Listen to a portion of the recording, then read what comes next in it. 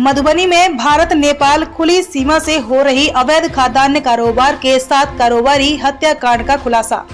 Indo Nepal border पर अवैध खाद्यान्न कारोबार के कारण हुई थी जगन्नाथ प्रसाद गुप्ता की हत्या। फुलपरास डीएसपी लोका थाना के बलुआ में जगन्नाथ प्रसाद गुप्ता की गोली मारकर हत्या मामले का पुलिस ने उद्भेदन का किया दावा। शूटर गिरफ्तार।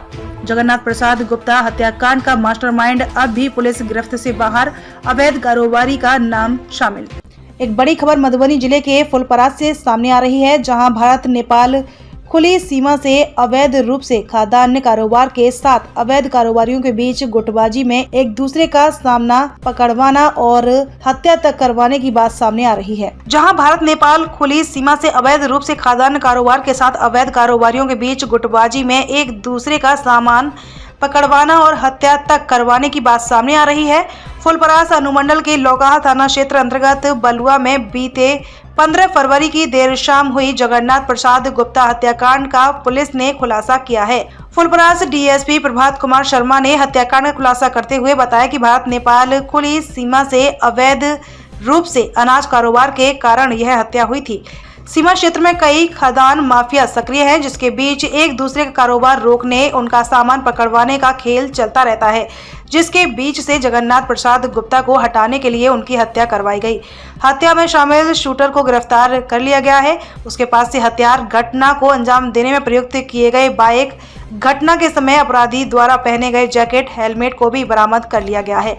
डीएसपी श्री शर्मा ने बताया कि धराइश शूटर लोकाहा थाना क्षेत्र के धर्मपुर निवासी गुदर यादव के पुत्र राजेंद्र यादव ने अपना अपराध कबूल कर लिया है। घटना में अन्य 7-8 लोगों का नाम भी सामने आया है। धराइश शूटर की निशानदेही पर गिरफ्तारी के लिए छापेमारी जारी है।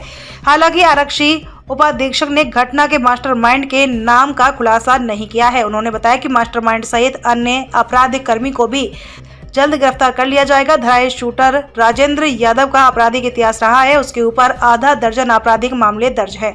गौरतलब हो कि बीते 15 फरवरी को लोकाहा थाना के सीमावर्ती क्षेत्र बलुआ में अज्ञात अपराधियों द्वारा जगन्नाथ प्रसाद गुप्ता की गोली मारकर हत्या कर दी गई थी, जिसे लेकर लोकाहा थाना में 16 नामजद और अन्य अज्ञात लोगों के खिलाफ कांड संख्या 38/23 दर्ज कराया गया। हत्याकांड का उद्भेदन के लिए एसपी के निर्देश पर फुलपरास डीएसपी प्रभात कुमार शर्मा के नेतृत्व में एक एसआईटी का गठन किया गया। जैसा कि डीएसपी प्रभात कुमार शर्मा ने बताया कि भारत नेपाल खुली सीमा क्षेत्र होने के कारण अपराधी घटना को अंजाम देने के बाद नेपाल भाग जाते हैं, जहां से पकड़ने में पुलिस को थोड़ी परेशानी होती है। लेकिन कांड उद्भेदन के लिए गठित एसआईटी ने तकनीकी सहायता और काफी सूझबूझ से शूटर को गिरफ्तार करने में सफलता हासिल की है। इस टीम में डीएसपी प्रभात कुमार शर्मा के अलावा अंचल निरीक्षक राजेश कुमार, लोकाहा थाना अध्यक्ष संतोष कुमार मंडल, फुटोना थाना अध्यक्ष धनंजय कुमार, नरहिया ओपी प्रभारी सुनील कुमार झा, लोकाही थाना अध्यक्ष सुरेंद्र पासवान, ललमानिया ओपी प्रभारी अमृतलाल वर्मन और तकनीकी कोषांग के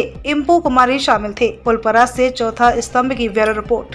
दिनांक 15/2/23 को लोकाहा थाना अंतर्गत बलुआ ग्राम में जगन्नाथ गुप्ता जी का संध्या के समय में अज्ञात अपराध कर्मियों के द्वारा गोली मार करके हत्या कर दिया गया था।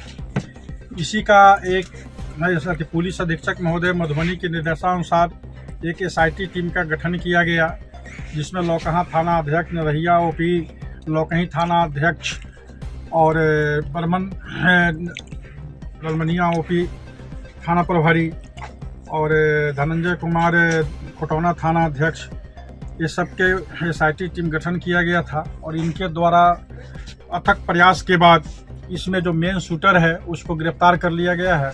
और शूटर के स्वकृत्य बयान पर और किस सब लोग का नाम आया है, जिसके गिरफ्तारी के लिए उनके संलिप्तता के संबंध में छानबीन की जा रही है और शेष बचे अभियुक्तों को इसमें गिरफ्तार कर लिया जाएगा। सर, क्या वजह रहा हत्या का, जो पूछताछ में जानकारी है? नेपाल इंडिया बॉर्डर पर अवैध रूप से धान, चावल, गेहूं और अन्य सामानों का तस्करी किया जाता है, जिसमें ये लोग तस्कर लोग हैं जो सामानों का आर पार इंडिया नेपाल में करते हैं। और इसी को लेकर के आपसे वैमनस्य चल रहा था, जिससे हत्या का कारण बना है।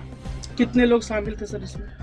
अब तक जो आया है उसमें 7-8 आदमी का आया है जी, जिनके संलिप्तता के संबंध में छानबीन की जा रही है, क्योंकि मेन शूटर अपने जो कार्रवाई किया था, वो जो कार्य किया था उसको स्वीकार किया है कि किस तरह जा कर के वो मतलब हत्या किया है और किसके कहने पर किया और कौन कौन उसमें थे और किस तरह से इसका प्लानिंग किया गया था।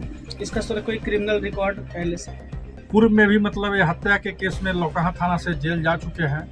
उसके बाद लौकहा थाने में ही एक पिकअप लूट हुआ था, उसमें भी ये संलिप्त है, उनमें ही वांटेड थे। इससे पूर्व में झंझारपुर के थाना से भी वहाँ से मतलब हत्या के केस में भी वांटेड है। प्रयुक्त हथियार और गोली बरामद किया गया है। जो मोटरसाइकिल पैशन प्रो पर वो चढ़ कर गया तो उसको भी बरामद कर लिया गया है। और बादी के द्वारा जो बताया गया था कि जैकेट काला रंग का पहने हुए थे, हेलमेट पहने हुए थे, उस सबको भी उसके घर से बरामद कर लिया गया है। कारण क्या रहा सर उसको हत्या करने का? ये थोड़ा सा कारण मैंने बताया कि नेपाल और इंडिया के बीच में अवैध रूप से धान, चावल, गेहूं और अन्य कॉस्मेटिक सामानों का सब व्यापार करते हैं, जो बिना मतलब शुल्क दिए हुए जो पार कराते हैं। उसी में कई ग्रुप हैं, जिसमें कभी उसका माल वो पकड़वाते हैं, इसका माल वो पकड़वाते हैं। इसी क्रम में बीच में कई केस भी हुआ था और कई लोगों पर मामला दर्ज की गई है। इससे परेशान होकर के कि बार बार हमारा मतलब ये करवा देता है, इसीलिए उसको रास्ते से हटाने का वो लोग बैठक में निर्णय लिया था और इस पर हत्या का अंजाम दिया गया। मतलब टीम बनाया गया था और नेपाल इंडिया बॉर्डर पर पकड़ा गया। सर मास्टरमाइंड का अभी तक कोई खुलासा नहीं हो पाया? मास्टरमाइंड का भी खुलासा हो चुका हुआ है, सारे अभियुक्तों की खुलासा हो चुकी है, लेकिन चूंकि प्रेस में रिलीज करने से वो लोग को मालूम हो जाएगा, इसलिए इसको अभी सर रिवील करना अच्छा नहीं है। किन किन परिस्थितियों का सामना करना पड़ा इस केस के उद्भेदन में?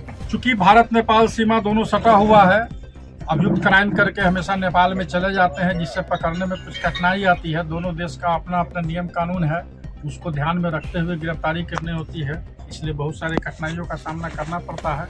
लेकिन हमारे टीम के द्वारा बड़ी अथक प्रयास के बाद इनको किसी तरह वहाँ से जाल में लेकर के ट्रैप करके इनको पकड़ा गया।